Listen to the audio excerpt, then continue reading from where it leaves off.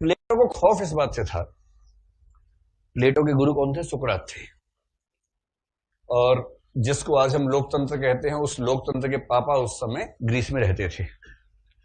वहां छोटे छोटे नगर राज्य थे, नगर राज्यों में लोकतंत्र था। और सुकरात जिस नगर राज्य में रहते थे उसका नाम एथेंस था, जो कि यूनान का एक नगर राज्य सबसे प्रमुख था। एथेंस वहां का समझ लीजिए बुद्धिमानों का राज्य, जैसे कोलकाता को लोग मानते हैं भारत में कई बार। और स्पार्टा वहां का हरियाणा समझ लीजिए। स्पार्टा समझते हैं? स्पार्टन होने का मतलब है कि जो मर जाई है खटिया पर तो कौवा गिद्ध न खई है मांस, जो मरी है रन खेतन में तो तुम्हारा नाम अमर हो ही जाई। तो वहां के स्पार्टन्स और यहाँ के हरियाणवी और राजस्थानी एक ही प्रकृति के लोग हैं। लड़ाकू मतलब अपना मंतव्य पूरा करने के लिए हिंसा करने को भी तैयार, लड़ने को तैयार। तो उस समय क्या था कि नगर राज्य को संभालना बड़ा मुश्किल था, डेमोक्रेसी बढ़ गई थी काफी। मजे की बात क्या है कि वहां की विधायिका और कार्यपालिका में तो लोकतंत्र था ही, वहां की न्यायपालिका में भी लोकतंत्र था, जो हमारे यहाँ नहीं है। हमारे यहाँ जजेस का इलेक्शन नहीं होता है, सिलेक्शन होता है, जो कि ठीक बात है। अगर उनका भी इलेक्शन होगा तो समझ रहे क्या होगा। तो जुडिशरी तो इलेक्शन से नहीं आनी चाहिए, सिलेक्शन से आनी चाहिए, लेकिन ग्रीस में ऐसा नहीं था। सुकरात बड़े समझदार आदमी थे, युवाओं में बहुत लोकप्रिय थे क्योंकि तार्किक बात करते थे। उस समय के राष्ट्रवादी जिहादी उनसे परेशान रहते थे। तो सुकरात में युवा लोग तो उनके दीवाने थे और दिन भर उनके पास घूमते रहते थे कि कुछ बात कीजिए अच्छी हमसे। सुकरात डाउट्स क्रिएट करते थे, प्रश्न पूछते थे, डायलॉग्स करते थे, और उस डायलॉग के अंत तक आते आते कंसेप्ट क्लियर हो जाता था। तो उन्होंने समझाया कि बहुदेववाद व्यर्थ बात है भाई, क्यों बहुदेववाद होना चाहिए, जबकि उस समय ग्रीस में बहुदेववाद का विश्वास चलता था कि देवता बहुत सारे हैं। लोग नाराज हो गए, जुडिशरी बैठी। जुडिशरी कौन? करीब 500 लोग बैठे, 500 लोग मिलके जस्टिस करते थे उस समय। जो वहां के गणमान्य लोग थे वो जजेस थे।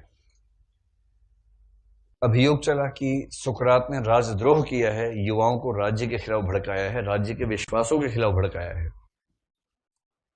सुकरात ने कहा मुझे तो पता भी नहीं कि राजद्रोह क्या होता है, मुझसे तो बच्चे बात करते हैं, तो मैंने कंसेप्ट समझाया, और जो कंसेप्ट समझाया मैं आपको भी समझा सकता हूं, आप खारिज कर दीजिए।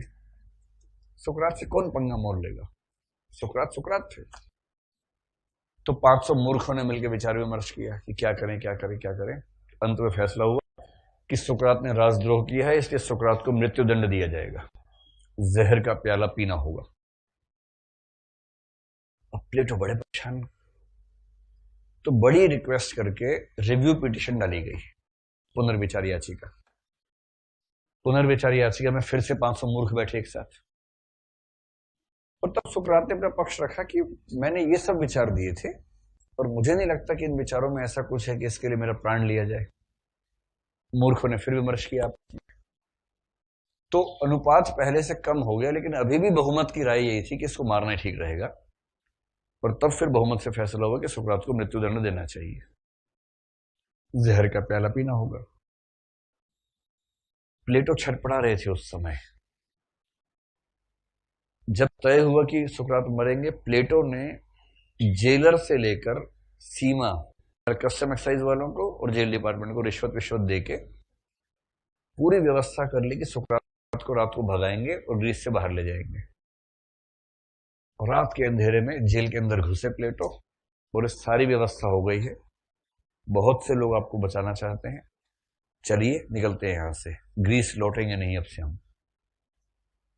सुकरात ने कहा देख भाई ऐसा है, अगर मैं तेरे साथ चला गया ना, मैं तो बच जाऊंगा पर मेरे विचारों की हत्या हो जाएगी, और मर जाऊंगा तो मैं तो मर जाऊंगा पर विचार बचे रहेंगे, और मेरी नजर में मेरे शरीर से ज्यादा महत्व मेरे विचारों का है, तो मैं तो ऐसे नहीं जाऊंगा। प्लेटो बेचारे जिद कर करके बाल हट करके थक गए, सुकरात टस से मस नहीं होगा कि ना, नहीं जाऊंगा। तब प्लेटो बेचारे चले गए दुखी होके। फिर जहर का प्याला गया उनके पास, कहते हैं सुकरात ने मुस्कुरा के उसको, मतलब ये नहीं कि 4 लोग हाथ पकड़ेंगे पैर पकड़ेंगे एक ठूसेगा मुंह में, ऐसा कुछ नहीं हुआ, सीधे लिए अपने हाथ में उसको, मुस्कुराते हुए पी लिया। उस पर एक आदमी ने कविता लिखी छोटी सी, बताना कौन सा अलंकार आप लोग अलंकार बताना है इसमें, बताएंगे? उस पियाले में जहर था ही नहीं, ठीक, उस पियाले में जहर था ही नहीं, वरना सुकरात मर गया होता। खत्म हो गई। कुछ भाव समझ में आ रहा है कि नहीं आ रहा इसका? उस पियाले में जहर था ही नहीं, वरना सुकरात मर गया होता। क्या मतलब है इसका?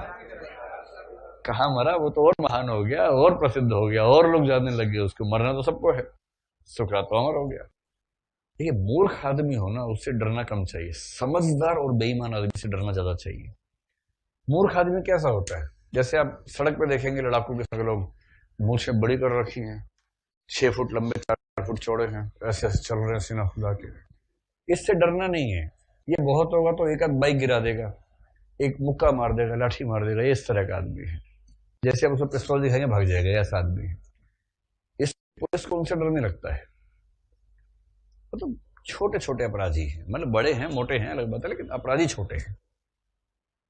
डरना चाहिए ओसामा से, क्योंकि वो एक इंजीनियर था, और इंजीनियर होने के नाते विज्ञान के सिद्धांत जानता था, और विज्ञान के सिद्धांत जानने के नाते समझ सकता था कि हवाई जहाज को अब बम की तरह इस्तेमाल कर सकते हैं। ये मूर्ख तो समझते हैं। मूर्ख तो सोच रहे मार दूंगा, लाठी मारूंगा अमेरिका की तरफ, तोड़ दूंगा अमेरिका को लाठी से। इससे क्या डरने की जरूरत है? लाठी फेंकेगा रास्ते मिल जाएगी अपने आप कहीं ना कहीं। डरना किससे है? जिसकी नीयत खराब है और जिसके पास विज्ञान का साथ है, जिसको तकनीक की समझ है। डरना उससे है। इसलिए मूर्खों के हाथ में शक्ति आ जाए, जैसे कि पाकिस्तान के हाथ में परमाणु बम, तो डरने की बात है। और निरर्थक रूप से वीर होने का अभ्यास करना कि हम डरते नहीं हैं, जबकि डर एक स्थायी भाव है, सबके अंदर होता है। उसके बाद मूर्खता का ये कथन कि हम डरते नहीं हैं, बेवकूफी की बात है। मूर्खों के हाथ में शक्ति चली जाए तो उससे डरना चाहिए। और राम की शक्ति पूजा की मूल समस्या ही ये है। राम कह रहे हैं, अन्याय जिधर है उधर शक्ति कहते छल छल, कुछ बूंद पुनः ढल के दृग्जल। सारी समस्या क्या है कि शक्ति अन्याय के पक्ष में चली गई है, और इसलिए न्याय के पक्ष वाला आदमी कैसे मैनेज करे, समस्या यही तो है। इसलिए जिस समय शक्ति यानी सहारक रूप में है, तो शक्ति के साथ विवेक होना बहुत जरूरी है। और इस विवेक की वजह से हम ये मान के चलते हैं कि साहित्य और साहित्य जैसी कलाएं जरूरी है। तीसरी बात, विज्ञान का संबंध है आपकी बुद्धि के साथ, और व्यक्ति सहज रहे उसके लिए जरूरत इस बात की है कि बुद्धि के साथ भावना का भी सहज अस्तित्व बना रहे।